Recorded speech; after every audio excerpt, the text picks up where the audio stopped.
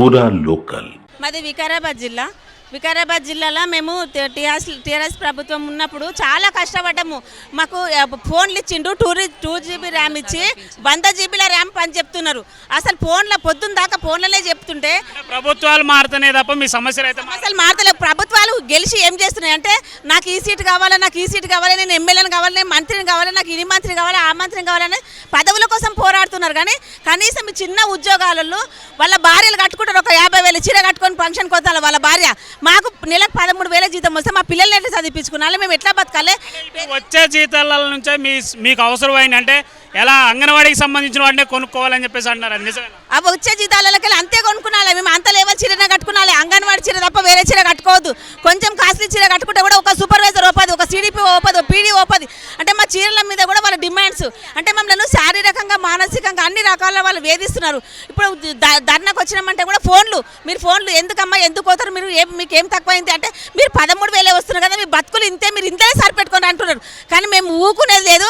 మేము ఆ రోజు మేము ఏమనుకున్నామో చంద్రబాబు నాయుడు ఓడగొట్టాము, మేము అనుకున్నాం కేసీఆర్ ఓడగొట్టాము. ఇప్పుడు కూడా రేవంత్ రెడ్డి సార్ మా మాటలు మేము రేవంత్ రెడ్డి సార్కు చాలా ఖచ్చితంగా చెప్తున్నాం, వార్నింగ్ ఇస్తున్నాం సార్. నేను కూడా ఒక కష్టపడి PG చేసి కూడా ఒక అంగన్వాడీ టీచర్గా ఎందుకు ప్రమోషన్స్ వస్తాయంటారు. ఇప్పటి వరకు ప్రమోషన్స్ లేవు, ఏం లేవు. సంవత్సరానికి కొన్ని ప్రమోషన్స్ చేయండి. మీరు మమ్మల్ని తెలియక జూలై 1 నుంచి కొంతమంది ఏజ్ అయిపోయిన మీరు సడన్గా బంద్ అంటే వాళ్ళకు కనీసం ఒక నెల ముందు ఇవ్వాలి, ఒక ఆర్డర్ ఇవ్వాలి వాళ్ళకు. మీరు బంద్గా అవుతున్నారు. మీరు జూలై 1 నుంచి జూన్ 30 రోజే చెప్పేస్తారు జూలై 1 నుంచి బంద్ చేయాలి, వాళ్ళకి అటెండెన్స్ చేయొద్దు అంటే వాళ్ళు ఎక్కడ పోవాలి? ముసలితనం వచ్చింది, వయసు మొత్తం మీ అంగన్వాడికే దార పోసినాము, మళ్ళీ వయసు పోయే పైసలు పోయే అన్ని పోయే.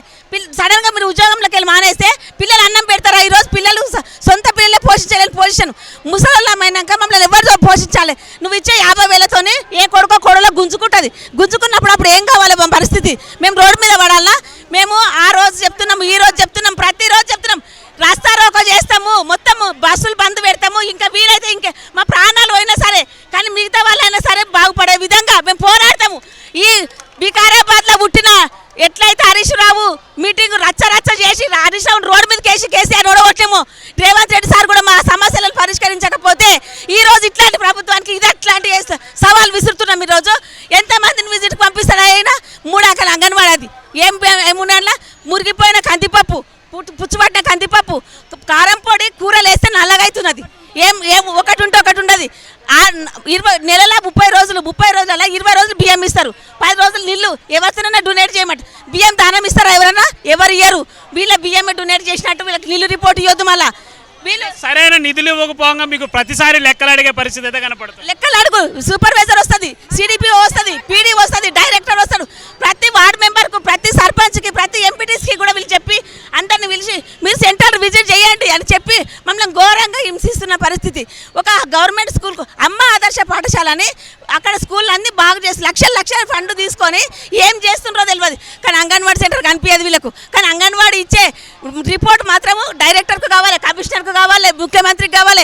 దీనివల్ల ఓట్లు ఎన్ని ఉన్నాయి? BLO డ్యూటీ చేసి మేము ఓట్లు రిపోర్ట్ ఇస్తేనే ముఖ్యమంత్రి గెలుస్తున్నాడు. ఈ రోజు తెలుస్తలేదు ఆయనకు ఎవరు చేసిండ్రు, నన్ను ముఖ్యమంత్రిని ఎవరు చేసిండ్రు? అంగన్వాడీ 70 లక్షల మంది మీ ఓట్లు వేస్తే ఈరోజు నువ్వు ముఖ్యమంత్రి అయినావు. ఎట్లా ముఖ్యమంత్రి అయినావు నువ్వు? ఊకేనే రా.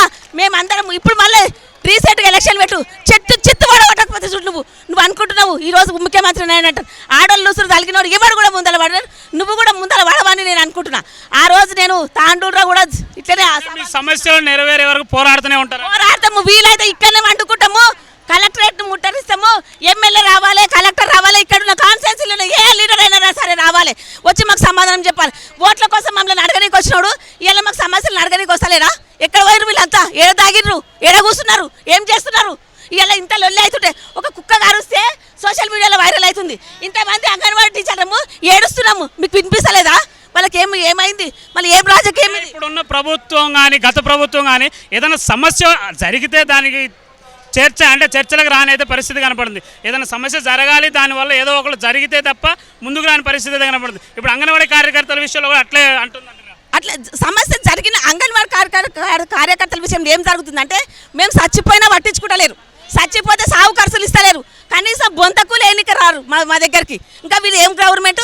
మేము చేను గుత్తకి ఇచ్చినట్టు 30 ఏళ్ళ నాటి జాయిన్ అయినానికి అంతే జీతం, నిన్న జాయిన్ అయినానికి అంతే జీతం. ఈ గవర్నమెంట్లో మార్పు లేదా? మార్పు రాదా? ఎప్పుడు తెలివి వస్తుంది వీళ్ళకు?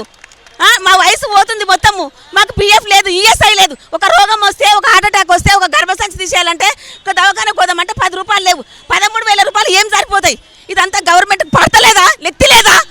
ఏం ఆలోచన చేస్తున్నా అసలు? ఎందుకంటే మీకు పూర్తి స్థాయిలో వసతులు అనేవి కూడా ఇవ్వలేకపోతున్నారంట. ఏ వసతులు లేవు. 30 ఏళ్ల నాడు వేసిన సున్నం ఉంది అంగన్వాడీ స్కూల్కు నా సెంటర్ ఈ రోజు 30 ఏళ్ల నాడు ఇప్పటి వరకు సున్నమే పీలేరు. అమ్మ ఆదర్శ పాఠశాల కింద గవర్నమెంట్కు మొత్తం ఇట్లా మొత్తం ఎట్లా అంటే లక్షల కుంభకోణం. ఒక ఎమ్మెల్యే ఉంటాడు, వాడికి గెలిచినప్పుడు 2 ఎకరాల భూమి కూడా ఉండదు, కానీ తర్వాత 50 ఎకరాల భూమి ఎట్లా గెలుస్తుందో ఏమో తెలియదు. కానీ మాకు అంగన్వాడీలో భగవాన్లు ఇస్తారు, 10 సంవత్సరాలకు ఒకసారి కూడా భగవాన్ గుర్తురాదు. ఆ తొర్రలు పడ్డా ఏమో కుక్కర్ ఇచ్చినాం కదా, ఎక్కడ పోయింది? మినిస్టర్ గ్యాస్ బిల్లులు కూడా మీరే కట్టుకోవాల్సిన పరిస్థితి. గ్యాస్ బిల్ నాది రీసెంట్గా చెప్తున్నా, ఫిబ్రవరిలో గ్యాస్ నింపించుకున్నా.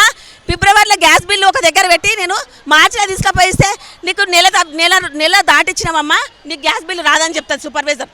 ఇంత దారుణం నడుస్తుంది. మొత్తం అంగన్వాడీలో ఫ్రాడ్ ఎంత జరుగుతుందంటే ఈ సూపర్వైజర్లు సిడిపి వాళ్ళు మమ్మల్ని చాలా వేధిస్తున్నారు. ఈ వేధింపులు ఒక ఎత్తు అయితే సాలని ఆ గుడ్లు 250 గ్రాముల గుడ్డు ఇవ్వాలి కదా, 150 గ్రాముల గుడ్డు పంపిస్తారు. పిట్టె గుడ్డు అంత ఉంటుంది. ఆ పిట్టె గుడ్డు తీసుకొని పోయి ఊరకి ఇస్తే అది కౌసు వాసన లేస్తున్నది. నాణ్యమైన సరుకులు అందించాలి, ప్రతి ఒక్క స్కూల్కు సున్నాలు వేయించాలి, మోడల్ స్కూల్ లాగా చేయండి. మేము పని చేస్తున్నాం, ఆ పనికి విలువ కూడా ఒక దగ్గర కూర్చున్నప్పుడు ఈ సెక్రటరీ అని ఎందుకు వచ్చాం ఇక్కడికి, ఇటు ఉంటే ఫలితం దక్కుతుందని వచ్చినాం. మరి మీరు కూడా నాణ్యమైన స్కూల్ ఉన్నప్పుడు పిల్లలందరూ వస్తారు, పిల్లలందరూ మంచిగా ప్రతి ఒక్క సర్వే అంగన్వాడీ టీచర్ చేస్తుంది ఈ రోజుల్లో. మీరు ఏం చేస్తున్నారు? నువ్వేం చేస్తున్నావు సార్? అక్కడ ఉండి రేవంత్ రెడ్డి సార్ తెలియదా? మా ఓట్లు వేయించుకోలేడా? ప్రమాణం చేసి దేవుడు మా స్పీకర్ వికారాబాద్ స్పీకర్ అయితే మా ఊరు మైసమ్మ గుడి మీద ఒట్టు పెట్టి చెప్పిండు, మేము మైసమ్మ గుడి మీద ఒట్టమ్మా మీ సమస్యలన్నీ పరిష్కరిస్తా అన్నాడు. మేము సార్ మాకు సమస్యలు పరిష్కరించే ఒక రాష్ట్ర సీఎం ఇలా ఆడబిడ్డలందరూ రోడ్డుని తెచ్చిండు, రోడ్డుకి తీసుకొచ్చింది సార్. అలా మాకు ఇంకొకటి ఆయన ఏం చెప్పిండు అంటే, మా దగ్గర కూర్చొని మేము ధర్నా చేస్తున్నాము వికారాబాద్ మనం స్పీకర్ ప్రసాద్ సార్ కూర్చొని మేము అన్నాం, సార్ మాకు 20,000 జీతం 26,000 జీతం ఇస్తే చాలు సార్ అంటే, మీకు 26,000 జీతం ఏం సరిపోతామా 30,000 ఇప్పిస్తానన్నాడు.